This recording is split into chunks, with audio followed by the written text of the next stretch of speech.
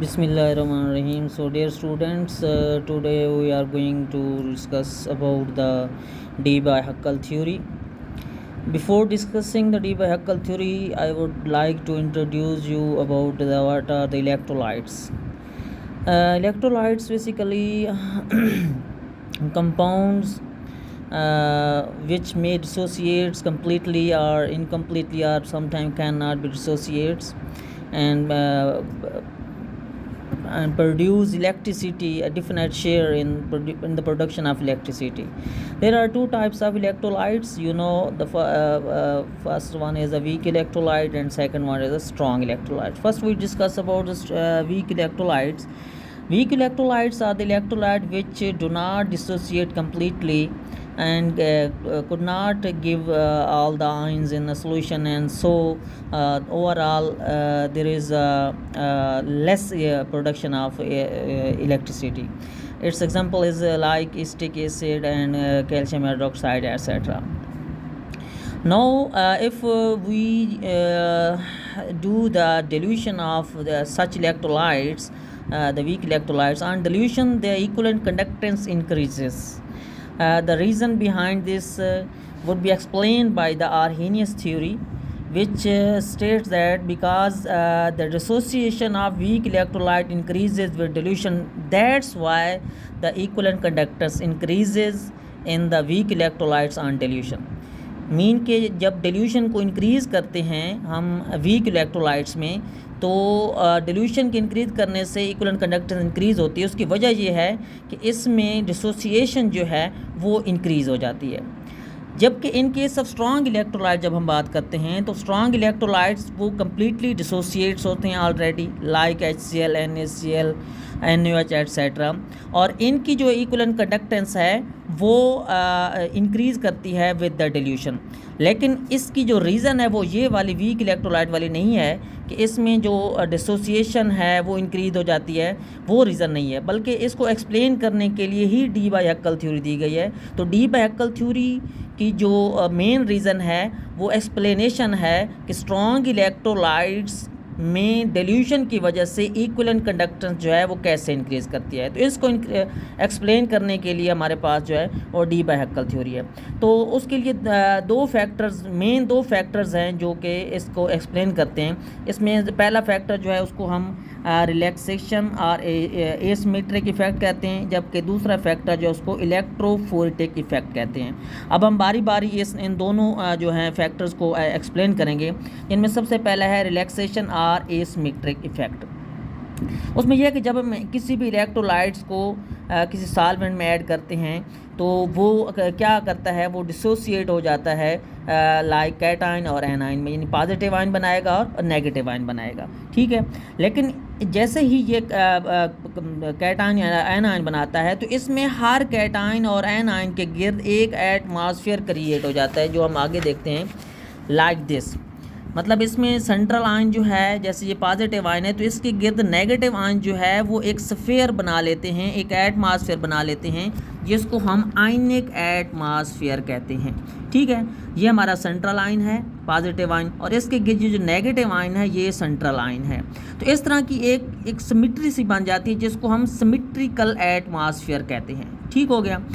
और जब हम इस मतलब इनको किसी इलेक्ट्रिकल सर्किट से कनेक्ट करते हैं लाइक दिस, तो ये जो सिमिट्री है ये डिस्टर्ब हो जाता है. मीन के जैसे ही हम इस पे इलेक्ट्रिक फील्ड अप्लाई करेंगे तो ये क्या होगा, जो सेंट्रल आयन है वो मूव करेगा नेगेटिव इलेक्ट्रोड की तरफ, जबकि ये जो आयनिक एटमॉस्फेयर था ये इसके अपोजिट मूव करेगा, जिसकी वजह से इस पर एक जो है वो रिटार्डेशन इफ़ेक्ट होगा, यानी ये इसको अपनी तरफ अट्रैक्ट करेगा, जिसकी वजह से ये उस वेलोसिटी से या उससे मूव नहीं करेगा जैसे मूव करना चाहिए. तो इससे जो है ना, यानी ये जो इसकी एक सिमिट्री थी ये डिस्टर्ब हो जाएगी. तो जैसे जैसे ये इस तरह मूव करता जाएगा ये सिमिट्री डिस्टर्ब होती जाएगी और इसको एक जो है ना नए सिमिट्री का सामना करना पड़ जाएगा. तो ये जो टाइम है, यानी ये पिछला जो सिमिट्री है ये डिस्कार्ड हो गई और एक नई सिमिट्री बनने जा रही है. तो ये जो टाइम है मतलब पुरानी जो सिमेट्री है उसको ख़त्म होने में और नई सिमेट्री बनने में या उसको ख़त्म होने में, इसको कहते हैं टाइम ऑफ रिलैक्सेशन। तो इस वजह से जो है ना, जो एक्चुअली जो इसकी कंडक्टेंस है वो डिक्रीज़ हो सकती है। लेकिन जब हम डिल्यूशन इंक्रीज़ करेंगे, डिल्यूशन इंक्रीज़ करने से क्या होगा कि ये वाला जो फैक्टर है जिसको हम सिमेट्रिक इफेक्ट कह रहे हैं या सिमेट्रिक इफेक्ट कह रहे हैं, तो ये कम हो जाएगा और इस तरह कंडक्टेंस जो है वो बढ़ जाएगी। तो इसको कहते हैं सिमेट्री या रिलैक्सेशन इफेक्ट। इसके बाद है इलेक्ट्रोफोरेटिक इफेक्ट। वो बच्चे ऐसा है कि इसमें इलेक्ट्रोफोरेटिक इफेक्ट में क्या होता है कि इसमें जो आईने का एटमॉस्फेयर है उसके साथ साथ इसमें सॉल्वेंट का इफेक्ट भी है, यानी इसमें सॉल्वेंट का इफेक्ट को शो किया गया है।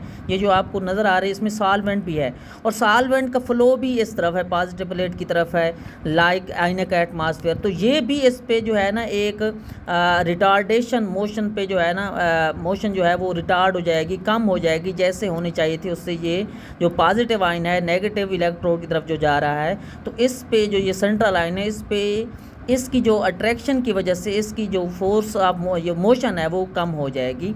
इस सॉल्वेंट प्लस आईने का एटमॉस्फेयर के इफ़ेक्ट की वजह से ये इस पे मतलब जो है जो कंडक्टेंस है वो कम हो जाएगी। लेकिन जब जैसे हम डिल्यूशन इंक्रीज़ करेंगे तो डिल्यूशन इंक्रीज करने से ये वाला जो जिसको हम इसको कह रहे हैं इलेक्ट्रोफोरेटिक इफ़ेक्ट, यानी सॉल्वेंट, ये जो सॉल्वेंट है, ठीक है ना, सॉल्वेंट प्लस ये आईने का एटमॉस्फेयर ये कंबाइन होकर इस पे इफेक्ट कर रहे हैं, तो इसको बोलते हैं इलेक्ट्रोफोरेटिक इफेक्ट। ठीक है, तो जब हम डिल्यूशन इंक्रीज करेंगे तो ये वाला फैक्टर भी कम हो जाएगा और इसकी मोशन जो है वो इंक्रीज़ हो जाएगी। एक तीसरा फैक्टर भी इसमें यूजली काउंट करते हैं, वो है frictional resistance of the medium, यानी ये जो हमारा मीडियम है ये भी जो है ये रेजिस्टेंस क्रिएट करता है, ये भी उसके मूवमेंट में जो है ना हर्डल क्रिएट करता है।